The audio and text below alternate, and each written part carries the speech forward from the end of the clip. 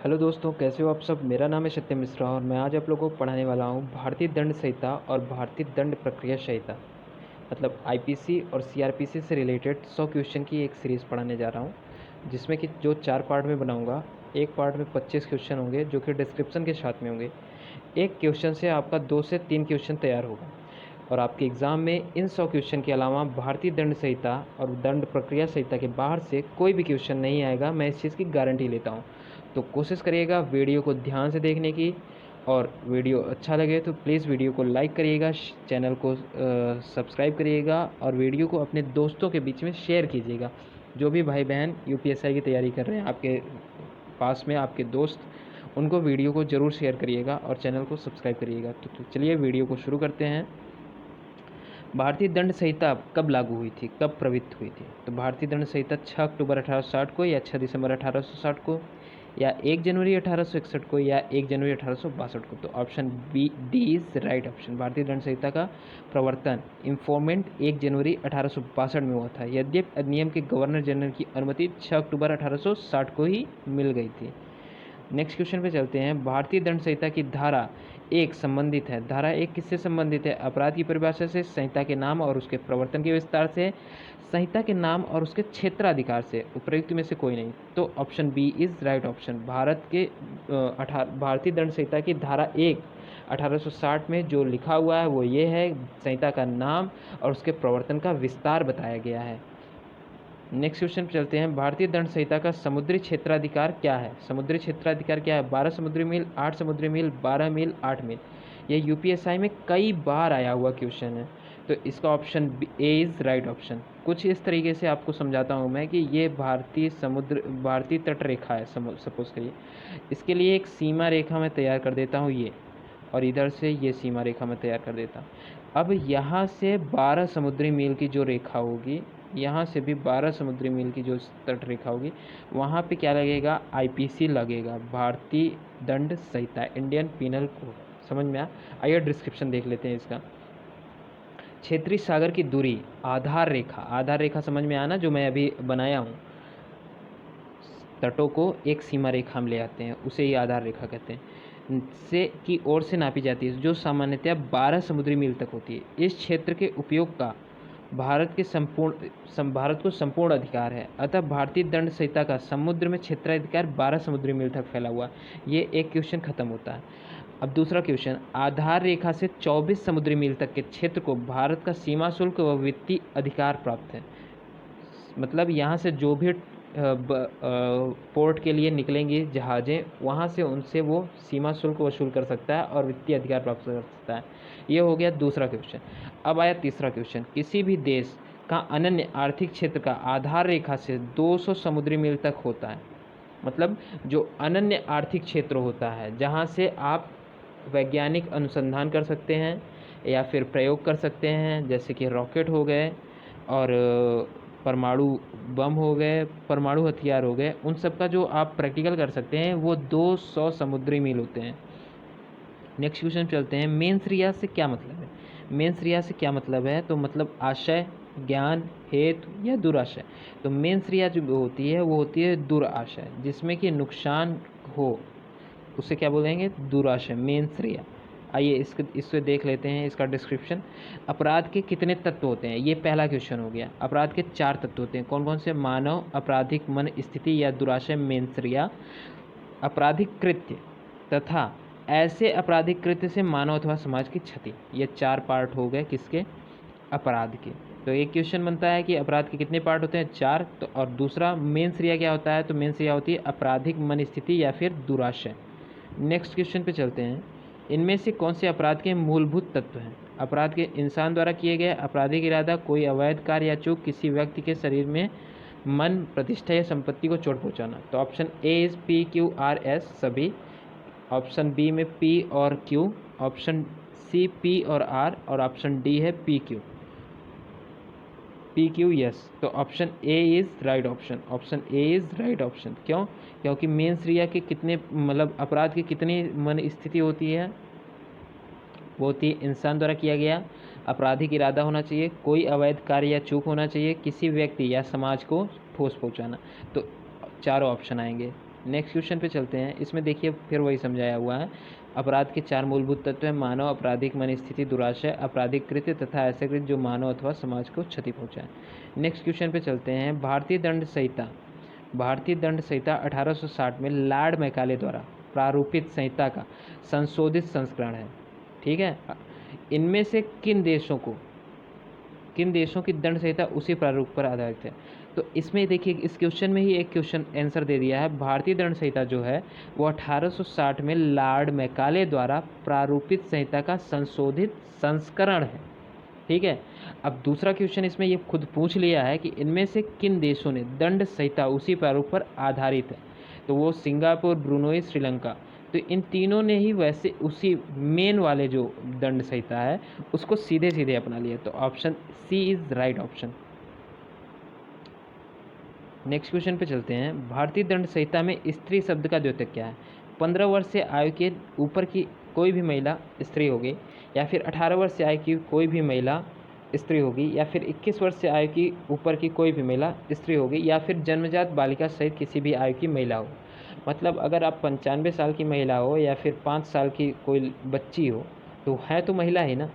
अब 95 साल का कोई बुढ़ा हो या फिर 5 साल का कोई बच्चा हो है तो वो पुरुष ही ना। तो option D is right option. Next question पे चलते हैं। यह बताया गया है भारतीय दंड संहिता की धारा 10 में बताया गया है कि स्त्री कौन हो सकता है? तो स्त्री जन्मजात जो होगी बालिका वो स्त्री होगी। नेक्स्ट क्वेश्चन पे चलते हैं। भारतीय दंड संहिता के किस धारा को में भारत को परिभाषित किया गया? तो भारत को परिभाषित किया गया धारा 16 में, धारा 17 में, धारा 18 में, धारा 19 में। तो धारा 18 में किसको समझाया गया है? भारत को परिभाषित किया गया है। नेक्स्ट क्वेश्चन पे चलते हैं। भारतीय दंड संहिता की धारा 24 के अनुसार यदि कोई व्यक्ति किसी व्यक्ति को किसी गलत तरीके से लाभ पहुंचाने या किसी अन्य व्यक्ति को गलत तरीके से हानि पहुंचाने के इरादे से कुछ भी करता है तो उसे किस इरादे से कहा जाता है कि उसका इरादा क्या था? तो उसका इरादा क्या था? संज्ञान के, या फिर अनुमोदन के, या फिर बेईमानी के, या फिर कलह के? किस इरादे से किया? तो जाहिर सी बात है वो बेईमानी के इरादे से कर रहा है। अगर बेईमानी कर रहा है या तो वो सिस्टम के साथ में बेईमानी कर रहा है, या फिर वो उस इंसान के साथ में, अगर उससे प्रॉफिट दे रहा है तो सिस्टम के साथ में हानि दे रहा है, या फिर किसी और के साथ में, और अगर उसे हानि पहुंचा रहा है तो उसी के साथ में बेईमानी कर रहा है। तो बेईमानी को धारा 24 में समझाया गया है। धारा 24 में बेईमानी को बताया गया है कि कोई व्यक्ति किसी व्यक्ति को सदोष तरीके से, किस तरीके से? सदोष, जिसमें दोष सिद्ध हो तरीके से लाभ पहुंचाने या किसी अन्य व्यक्ति को सदोष तरीके से हानि पहुंचाने के इरादे से कुछ करता है तो उसे बेईमानी कहा जाता है। सामान्य आशय से संबंधित प्रावधान आईपीसी धारा 10 में दिए गए हैं। किससे? धारा 34, धारा 149, धारा 297, धारा 316। तो धारा 34 में जो दिया गया है वो सामान्य आशय से संबंधित प्रावधान बताया गया है। आइए देख लेते हैं, इसका डिस्क्रिप्शन पढ़ लेते हैं। सामान्य आशय से संबंधित प्रावधान भारतीय दंड संहिता की धारा 34 में दिए गए हैं। धारा 149 में सामान्य उद्देश्य, धारा 297 में कब्रिस्तान या फिर मंदिर हो गया, कहीं भी हो गया, अतिचार, और धारा 316 में किसी सजीव अजात शिशु की मृत्यु कारित करने से संबंधित प्रावधान समाहित। ठीक है। नेक्स्ट क्वेश्चन चलते हैं। भारतीय दंड संहिता की धारा 34 का प्रसिद्ध वाद क्या है? मैकनाटन का विवाद, या रेग बनाम गोविंदा का, या वरेंद्र कुमार घोष या एम्परर केसी मैथ्यू? तो वरेंद्र कुमार और घोष का, और बनाम एम्परर उसे बोलते हैं जो कि मतलब राज्यपाल है, या फिर राज्य के लिए जो कोर्ट में वकील लड़ रहा है उसके लिए बनाम है। ये केस किस पे किए हुए थे? सामान्य आशय से संबंधित प्रावधान के लिए, इस पे नहीं किए थे, धारा 34 पे किए हुए थे इन्होंने। ठीक है। तो धारा 34 कौन सा ऑप्शन था? धारा 34 का ऑप्शन नहीं समझ में आ रहा है। तो धारा 34 में क्या बताया गया है? ये धारा 34 में वरेंद्र कुमार बनाम एम्परर का वाद भारतीय दंड संहिता की धारा 34 पर प्रसिद्ध वाद है। नेक्स्ट क्वेश्चन पे चलते हैं। अपराध की परिभाषा दी गई है। अपराध की परिभाषा किस में दी गई है? भारतीय दंड संहिता के 1860 के अध्याय 2 में। ये बहुत कन्फ्यूजिंग क्वेश्चन है। दंड प्रक्रिया संहिता 1973 की धारा 2N में, तो option B is right option है। लेकिन ये अक्सर लोग क्या कहते हैं, धारा 2 है, और धारा 2 है, अपराध की परिभाषा है, तो भारतीय दंड संहिता ऑप्शन ए इज राइट मार देते हैं, जबकि option B is right option है। ऑप्शन ए में जो दिया हुआ है भारतीय दंड संहिता में कहीं भी अपराध की परिभाषा दिया ही नहीं गया है। आइए देख लेते हैं, इसका डिस्क्रिप्शन थोड़ा लंबा है, इसको ध्यान से पढ़ते हैं और समझने के लिए थोड़ा कंसंट्रेट होना पड़ेगा। अपराध की प्रत्यक्ष परिभाषा को दंड प्रक्रिया संहिता की धारा 2N में दिया गया है। इस क्वेश्चन का आंसर खत्म हो गया, जिसके अनुसार अपराध में कोई ऐसा कार्य या लोप अभिप्रेत है जो तत्समय प्रवृत्ति किसी भी विधि द्वारा दंडनीय बना दिया गया, और इसके अंतर्गत कोई ऐसा कार्य भी है जिसके बारे में पशु अतिचार अधिनियम 1871 की धारा 20 के अधीन परिवाद किया जा सकता है। ये ऑप्शन ए बी का डिस्क्रिप्शन था। अब नेक्स्ट जो पहला ऑप्शन और दूसरा ऑप्शन दिया हुआ है उसका डिस्क्रिप्शन, जबकि भारतीय दंड संहिता की अध्याय 2 में दंड प्रक्रिया संहिता की अध्याय 2 में क्या बताया गया है, ये बताया गया है। अब भारतीय दंड प्रक्रिया संहिता के अध्याय 2 में क्या समझाया गया है, अपराध की परिभाषा समाविष्ट तो है, किंतु इस अध्याय की धारा 6 से 52 क के बीच अनेक शब्दावलियों को परिभाषित किया गया है, जिसमें धारा 40 में अपराध को केवल वर्गीकृत करते हुए स्पष्ट किया गया है। मतलब परिभाषा दिया हुआ है नॉर्मल, लेकिन धारा 40 में अपराध को केवल वर्गीकृत किया गया है। ठीक है, अब थर्ड ऑप्शन देखते हैं। साक्ष्य अधिनियम की धारा 3, जो अधिनियम का परिभाषा खंड है, अपराध को परिभाषित नहीं किया गया है, उसमें अपराध को परिभाषित नहीं किया गया है। नेक्स्ट क्वेश्चन पे चलते हैं। भारतीय दंड संहिता 1860 के अधीन धारा 42 में प्रयुक्त स्थानीय विधि कहाँ पे लागू होगी? वो संपूर्ण भारत पे लागू होगी, या भारत के किसी विशेष भाग पे लागू होगी, भारत के किसी भी भाग पर लागू होगी, या उपरोक्त में से कोई नहीं? तो ऑप्शन ये तीन के तीनों कन्फ्यूजिंग है कि 42 में प्रयुक्त है तो वो कहाँ स्थानीय विधि कहाँ पर लागू होगी? तो संपूर्ण भारत पे तो एक बार में नहीं लागू होगी, लेकिन संपूर्ण भारत में कहीं कहीं पे लागू किया जा सकता है। अब ऑप्शन बी में देखते हैं, भारत के किसी विशिष्ट भाग पर या भारत के किसी भी भाग पर, तो किसी विशिष्ट भाग पर ही लागू होगी। किसी भी भाग पे तो हो सकती है, लेकिन वो भाग पे क्या हुआ रहे, कुछ भी घटनाक्रम हुई रहे। ठीक है, तो वहाँ वो क्या हो जाएगा, स्थानीय विधि में आ जाएगा। स्थानीय विधि मतलब उस स्थान पे कोई भी विधि लागू करना, और उस किसी भी स्थान पे जब कोई विधि लागू होगी तो जाहिर सी बात है कुछ ना कुछ घटनाक्रम होगी। तो वो जब घटनाक्रम होगी तो वो भाग कौन सा हो जाएगा, वो भाग हो जाएगा विशिष्ट। ठीक है, नेक्स्ट क्वेश्चन पे चलते हैं। भारतीय दंड संहिता की धारा 53 किस विषय में संबंधित है? दंड से, सामान्य अपवाद से, आपराधिक साजिश या बहकाव? तो 53 में क्या बताया गया है, दंड बताया गया है। आइए इसका डिस्क्रिप्शन देख लेते हैं। भारतीय दंड संहिता की धारा 53 दंड से संबंधित प्रावधान करती है। अब देखिए, ये पहला क्वेश्चन खत्म हो गया, यहाँ से खत्म। लेकिन अब दूसरा क्वेश्चन, दंड कितने प्रकार के होते हैं? तो दंड होते हैं 5 प्रकार के। कौन कौन से? मृत्युदंड, आजीवन कारावास, कठोर या सादा कारावास, संपत्ति का संपहरण मतलब कुर्की होना जो नीलामी होती है, और 5वां आर्थिक दंड। ठीक है, तो आपको कभी कभी ये पूछ लेगा, ये 5 में से एक गलत दे के पूछ लेगा कि इनमें से कौन सा दंड नहीं है, या फिर ये पूछ लेगा कि दंड कितने तरीके से होते हैं। नेक्स्ट क्वेश्चन चलते हैं। भारतीय दंड संहिता के अधीन कितने प्रकार के दंडों की व्यवस्था की गई है? तो कितने दंड मिले हैं? दंड की व्यवस्था की गई है 5 दंड। किस धारा के अनुसार? धारा 53 के अनुसार। धारा 53 के अनुसार अपराधी संहिता के उपबंध के अधीन जिन दंडों से दंडनीय है वो इस प्रकार है। पहला मृत्यु दंड, दूसरा आजीवन कारावास, तीसरा कारावास जो 2 भाग से होगा, कठिन होगा जिसे सश्रम बोलते हैं, और सादा होगा, और चौथा होगा संपत्ति का संपहरण, 5वां होगा जुर्माना या अर्थदंड। ठीक है, नेक्स्ट क्वेश्चन चलते हैं। राम ने एक अपराध किया जिसके लिए सज़ा सिर्फ 40 रुपये का जुर्माना था, लेकिन वह इस राशि का भुगतान नहीं कर सका। फिर आईपीसी की धारा 67 के अनुसार उसे भुगतान न करने के लिए अधिकतम कितने महीने के लिए कैद किया जा सकता है? तो ऑप्शन ए है 1, ऑप्शन बी है 40, ऑप्शन सी है 2, ऑप्शन डी है 6। तो कितने महीने के लिए? 2 महीने के लिए उसे सज़ा का प्रावधान मिलेगा। अब इस चीज़ को हमेशा ध्यान रखिएगा, 2 ऑप्शन रहता है, एक 50, एक 100। 50 से कम अगर करता है कोई 50 से कम का जुर्माना लगता है और वो उससे नहीं भर पाता है तो उसके लिए प्रावधान है 2 महीने का। 50 से ऊपर 100 से कम कोई करता है तो उसके लिए प्रावधान है 4 महीने का। और 100 से अधिक का जुर्माना अगर किसी पे लगा है तो उस पर सज़ा है 6 महीने तक की। ठीक है, ये यूपीएसआई में आया हुआ इम्पॉर्टेंट क्वेश्चन है। यह डिस्क्रिप्शन में वही समझाया गया है। अब आइए नेक्स्ट क्वेश्चन पे चलते हैं। भारतीय दंड संहिता के अनुसार निम्नलिखित में निष्कर्ष में से कौन सही होगा? कौन सही होगा? तो इस पे आपको कॉमन सेंस यूज़ करना है। आप इस सोचिए इसमें क्या सही है क्या गलत है। एक छड़ी से जेड को 50 एक छड़ी से जेड को 50 बार मारता है। यदि एक प्रहार के लिए 1 वर्ष की सज़ा है तो ए को सज़ा के लिए 50 वर्ष का कारावास होगा। ऐसा सत्य है। जब ए जेड को मार रहा था तो वाई हस्तक्षेप करता है, मतलब रोकता है, तो ए जानबूझकर वाई को भी मारता है। ए जेड को स्वेच्छा से चोट पहुंचाने के लिए एक सज़ा के लिए और वाई को मारने के लिए अन्य सज़ा के लिए उत्तरदायी है। ठीक है, तो दोनों ऑप्शन में से कौन सा ऑप्शन सही होगा, कौन सा ऑप्शन गलत होगा, उसमें से आप देख के बताइए कि पहला और दोनों सही है, या फिर केवल पहला सही है, या फिर केवल दूसरा सही है, या फिर पहला दोनों में से कोई नहीं सही है। तो पहला वाला तो नहीं सही है, क्योंकि एक ही बात चीज़ को करने के लिए उसे 50 बार, किसी भी आदमी को 1 गोली मार दो या 7 गोली मार दो, उसके लिए एक ही सज़ा का प्रावधान है।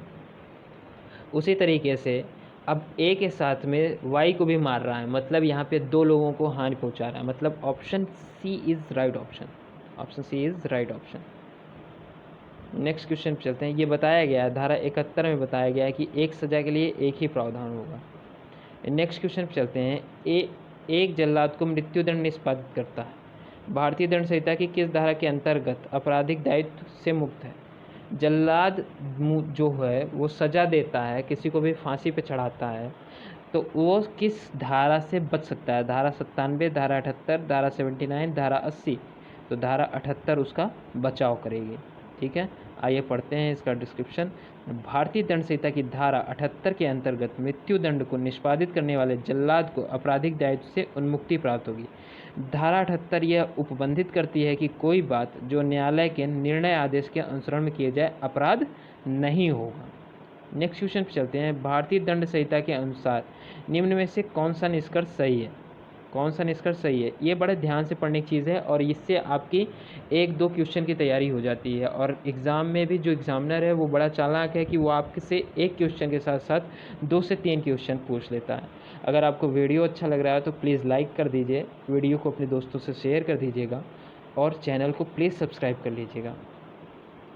नेक्स्ट 4 सीरीज़ मैं आपको जल्दी से जल्दी ले आके देने वाला हूँ और आईपीसी सीआरपीसी से कोई भी क्वेश्चन आपका नहीं फंसेगा, इस चीज़ की गारंटी लेता हूँ। चलिए आइए क्वेश्चन पे चलते हैं, देखते हैं। 6 वर्ष का एक बच्चा है ए, उसने बहुत सारी मारधाड़ की फिल्म देख ली। इसकी मिथुन की देख लिया उसने मारधाड़ की मूवी। एक दिन वह बच्चा बी को जोर से धक्का दे देता है, जिसकी वजह से वह बच्चा बुरी तरह से घायल हो जाता है। ए ने अपराध नहीं किया।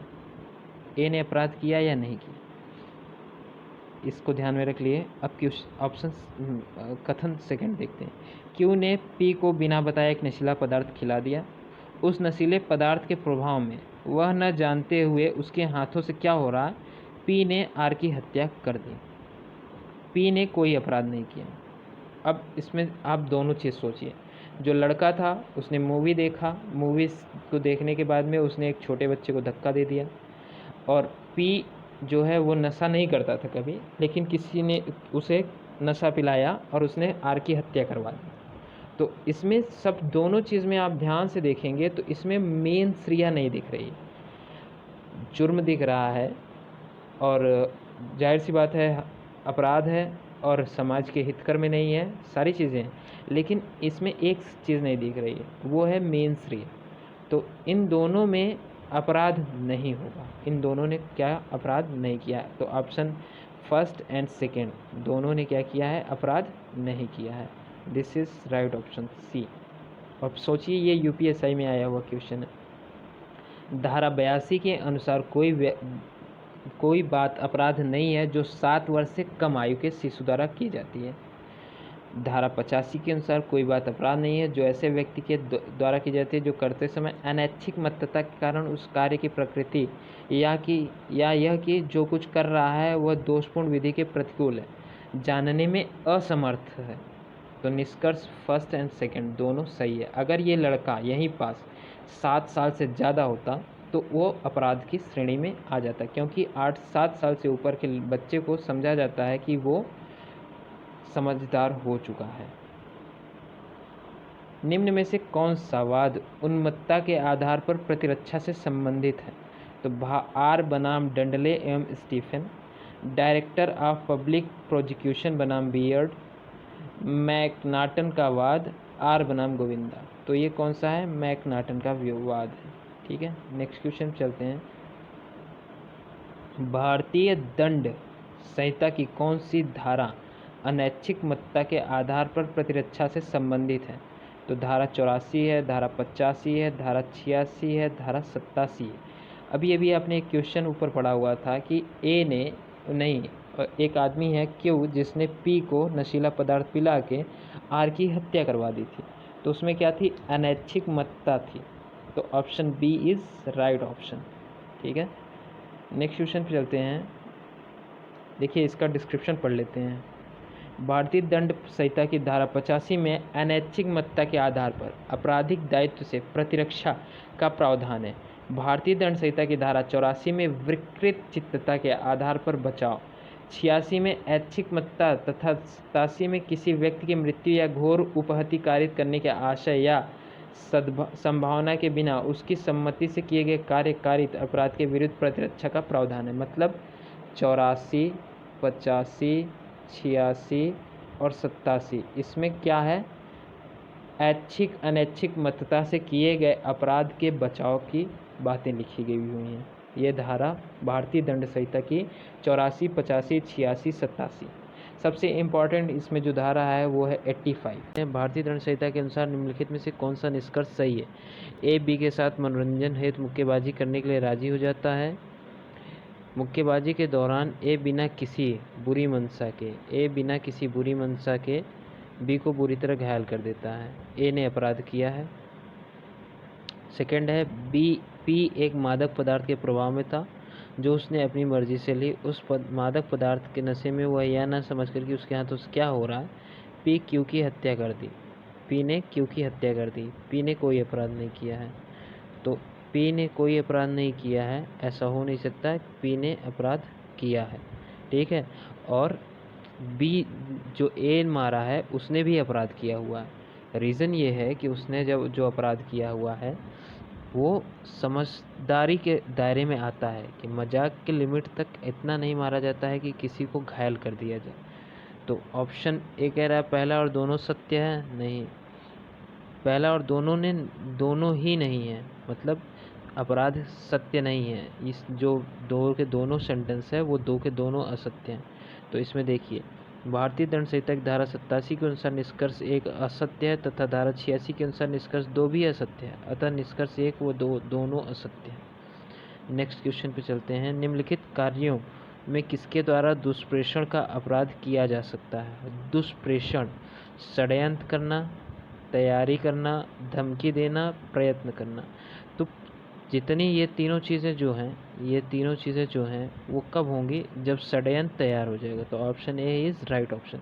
भारतीय दंड संहिता की धारा 107 के अधीन दुष्प्रेषण का अपराध 3 तरीके से किया जा सकता है। दुष्प्रेषण का अधिकार: पहला उकसाने द्वारा, षड्यंत्र द्वारा, सहायता द्वारा। तो इसमें 3 ऑप्शन अलग हैं, बस ये वाला ऑप्शन सही है। तो इसलिए कौन सा ऑप्शन सही होगा? ए, षड्यंत्र द्वारा। भारतीय दंड संहिता के संदर्भ निम्नलिखित में से कौन सा वक्तव्य सही है? भारतीय दंड संहिता की एक धारा यह कहती है कि किसी अपराध को करने के लिए केवल राजी हो जाना ही अभियुक्त को दंड देने के लिए पर्याप्त है। ये सही ऑप्शन है। भारतीय दंड संहिता की यह धारा कहती है कि आत्महत्या की कोशिश भी एक अपराध है, जाहिर सी बात है। तो option C is right option. Next question चलते हैं। ये यूपीएसआई में आया हुआ है, आइए इसका वो देख लेते हैं डिस्क्रिप्शन।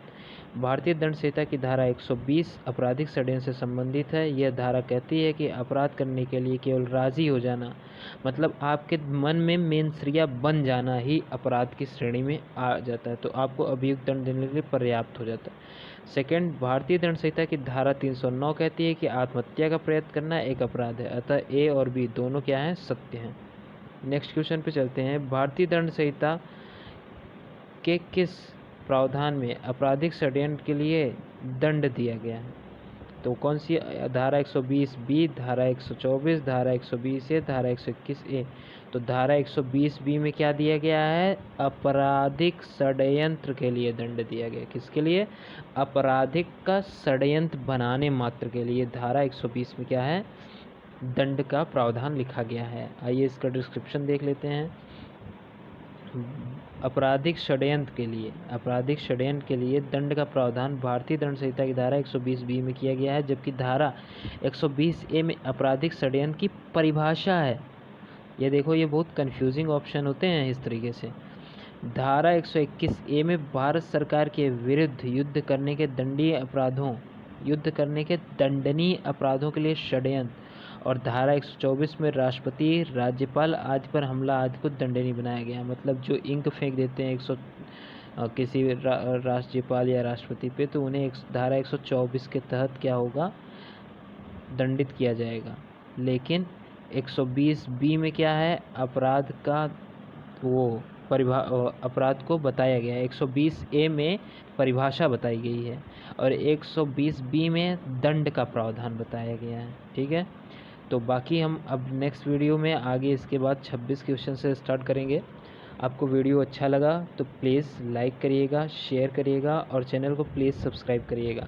अपने दोस्तों में प्लीज़ शेयर करिएगा इसे, जिन्हें ज़रूरत होगी, क्योंकि इसके आगे जो भी 100 क्वेश्चन कराऊंगा मैं, बचे हुए 75 क्वेश्चन, उसके बाहर के कोई भी क्वेश्चन नहीं आएंगे। और आप लोगों से गारंटी देता हूं कि एग्ज़ाम के पहले आपकी मूल विधि इतनी स्ट्रॉन्ग कर दूंगा मैं कि 24 क्वेश्चन होंगे, लगभग 24 क्वेश्चन में से 18 प्लस सही कराने की गारंटी ले रखा हूँ मैं। तो इसलिए प्लीज़ वीडियो को लाइक करिए, शेयर करिए, सब्सक्राइब करिए चैनल को। मिलते हैं नेक्स्ट क्लास में, तब तक के लिए जय हिंद, जय भारत।